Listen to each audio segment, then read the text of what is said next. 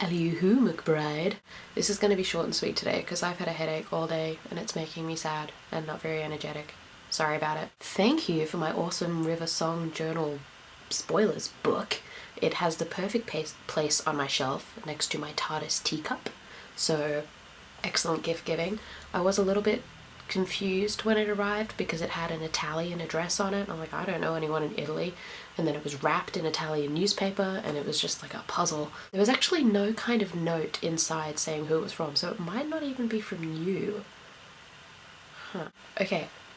I don't know if you've watched the Lizzie Bennet Diaries, but you really do have to. I got well and truly addicted, which was thoroughly surprising because it's a web series, and who gets hooked on a web series, especially one that has a plot that I was so familiar with already? It's not like there were major surprises coming up. I knew essentially what was going to happen every week, but the way it was done. The last episode was just on this afternoon and I got a little emotional about it, I'm not gonna lie. But it's so good. It was so well done and it was so well written and well cast, and it was funny and sad and everything you want a Jane Austen adaptation to be. So good job, Lizzie Bennet Diaries. On a completely unrelated note, I'm having some Harry Potter bitterness feels lately. I don't know where they came from. I mean, I finally got my box set and I was watching all the special features, which was really exciting because Mum and Dad have a Blu-ray player so I can finally watch all of them. And I started rereading the books because I haven't in a while, and I realised I'm still just hanging on to a lot of Lupin Tonks bitterness from the films because they cut out so much. Lupin and Tonks are like, you know, in my top 10 favourite characters, maybe even my top 5 if I really thought about it. Top 7. And they just, I love the films, but they butchered that relationship and those characters, and poor Tonks turned into this like bland, middle-agey looking wife instead of the, you know, purple-haired sasspot she was supposed to be.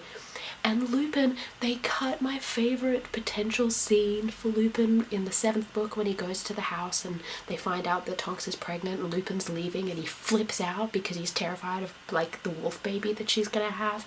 And I remember reading that and getting really excited about seeing David Thewlis do it, and then he didn't, and I was sad. I made it through to the next stage of that BBC thing, which is great. I'll find out in the next week or two if I've made it to the shortlisting stage. I've currently been longlisted with about 1,400 other people. If I get shortlisted, that will be 700 of us. How is that a shortlist? I just got an email. And then after the shortlisting stage, 250 to 300 people will be invited to the assessment centre for like the actual interviews. I don't even know how many jobs are available. I'd be surprised if it was more than 20, and they had 4,000 applicants. So that's bananas. Happy Easter, eat a lot of chocolate.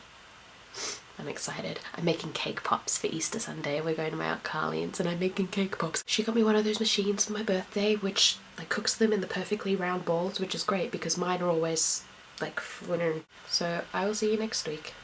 And I promise next time I will have a more enthusiastic video. Toodle pips.